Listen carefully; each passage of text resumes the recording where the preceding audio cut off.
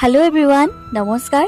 আজি আপোনালোকৰ বাবে বেলৰ চৰবতৰ এটা সৰু ৰেচিপি লৈ আহিছোঁ দেই।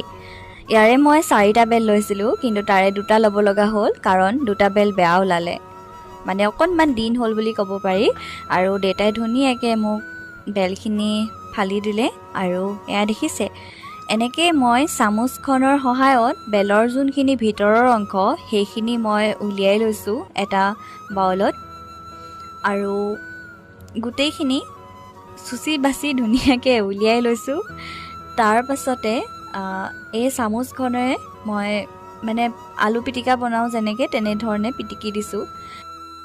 অকণমান পানী দি এনেধৰণে পিটিকি আছোঁ আৰু ইয়াৰে যোনখিনি জাবৰ বুলি বা গুটি সেইখিনি মই উলিয়াই দিছোঁ। তাৰপিছতে অলপ সৰহকৈ পানী দি জোখমতে আৰু যিমান মানুহে খাম, তাৰপিছত এখন চেকনিৰ সহায়ত চেকি এনেকৈ চামুচখনে আকৌ হেঁচি দিলোঁ। আৰু ইয়াতে দিলোঁ এচামুচ নিমখ আৰু জোখমতে চেনি, যেনেধৰণে আমি চৰবত বনাওঁ যে তেনেধৰণে। এটা গোল নেমু লৈছোঁ, সোৱাদটো অনুসাৰে আৰু। তাৰমানে তেতিয়া বেলটো গোন্ধাই থাকে ন, গতিকে মই ইমান বেলৰ গোন্ধটো ভাল নাপাওঁ, সেয়ে নেমু লৈ ল'লোঁ, গোল নেমু। আৰু ইয়াতে পৰিৱেশন কৰিছোঁ ধুনীয়াকৈ। এয়া আমাৰ ৰেডি হৈ গ'ল বেলৰ চৰবত। আৰু এইটো আপোনালোকৰ স্বাস্থ্যৰ বাবে উপকাৰী হ'ব।